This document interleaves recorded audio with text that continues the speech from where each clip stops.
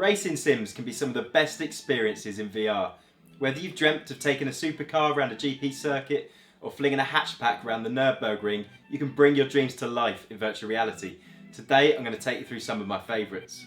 To clarify what I mean by a racing sim, I mean a game that provides a true reflection of what it's like to drive a car. We won't be looking at any arcade racers like Forza or Need for Speed today. These are games that require a wheel and pedals, so we're talking PC, VR or console. Let's jump in.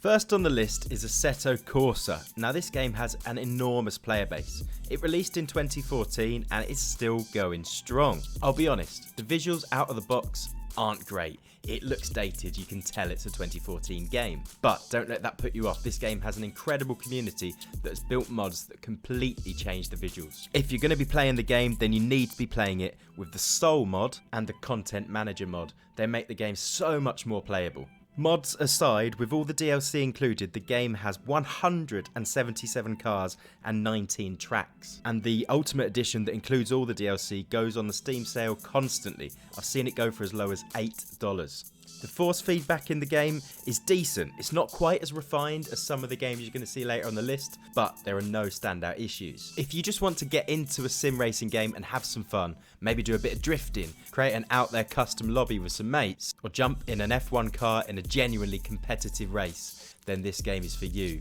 I'd say this is a must-have addition to anyone's VR library. I'll be honest though, one of my frustrations is that I do regularly encounter bugs when playing Assetto Corsa, and I often end up turning it off in frustration.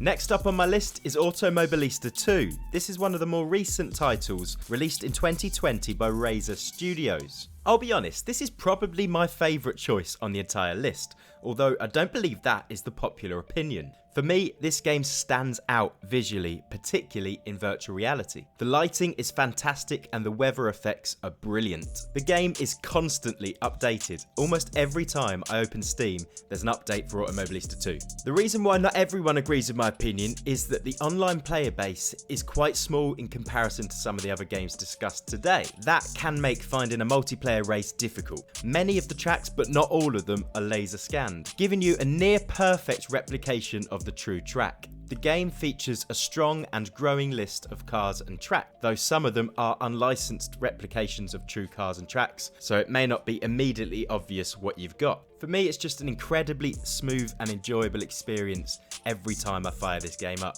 It features a mix of free and paid DLC, both of which really add to the game. The force feedback detail is very good. It's ran on the Madness engine that was developed for Project Cars and is very well regarded. If you're going to try just one new title from today's list, I would encourage you to jump into Automobilista II. Next up on my list, we have Dirt Rally 2.0. This is Codemaster's more serious rally game. If you move to this directly from the standard Dirt series, you will struggle. It can be a very unforgiving game, but it is worth the time to master. When you nail a drifted corner overtake, you feel like a king. The visuals are fantastic and it really feels more polished than many other sims. And some of the added realism factors really do pay dividends. I love the surface degradation that comes from the cars in front tearing up the dirt. It makes it a real plus point to be at the front of the pack. Play with the settings a little bit and the force feedback is fantastic. Turn up your force feedback for a real arm workout. As you drive, you're constantly fed pace notes from a veteran driver. This prepares you for what's coming up, but is incredibly confusing the first time you play and have no idea what he's talking about. It's a great sounding game. I love playing this one turned right up, feeling the pops and bangs. It's a great game for a quick jump in and play, and at the time of recording, it's on sale on Steam for $4.49. How could you not jump at that? Next up, we have R-Factor 2. Released in 2013, this is the most graphically challenged game on our list today. Though the game continues to receive regular updates, its graphics still don't stand up to the rest of the competition. If you can get past that, it is a very, very respectable racer. It's the racing dynamics that really stand out here. RF2 is built on the source code that comes from R-Factor Pro, a sim that's used by many of the pro motorsports teams, so you could call it the gold standard. The force feedback is incredibly detailed. You will feel every bump in the track. and many of the tracks are laser scanned, so they give a great representation of the true track. Much like Assetto Corsa, this game is kept alive by its modding community. There are lots of mods that really bring the visuals to life, add new elements to the game, and really open up what you can do. Each category of car is really well optimized, and in 2022 it continues to fight on. The audio isn't fantastic, and the car interiors do look very basic, though I would say the basic UI is quite clear and easy to read with a quick glance as you fly around a corner. For a true purist, this might be the go-to game. For me, I do prize immersion enough that I don't make it onto R-Factor very regularly anymore. And I'm not the only one, the online lobbies are greatly dwindling. It's becoming quite difficult to find a game. This has been recognised by Studio 397, who have now put in competition races that try and drive a bit of interest. The VR experience is smooth, though nothing to write home about. Next up on the list, we have Assetto Corsa Competizione. That is the GT3 and GT4 offshoot from fan favourite Assetto Corsa. Released 5 years after AC, it originally released as just a GT3 game, and GT4 was added as DLC. The visuals are an enormous step up from Assetto Corsa, and this will be clear immediately. Though in my honest opinion, they don't hold up quite as well in VR as they do on a flat screen. I think it was a great idea for them to focus on just one style of racing because they did a really good job in replicating it. The game features a full and well thought out career mode. I find this fantastic and think it would be a great addition to most other sims. It really keeps me engaged with a game if there's some kind of progression system. The force feedback is great, it's very detailed, though it did require a few settings changes for me, and it still feels slightly less responsive than would be ideal.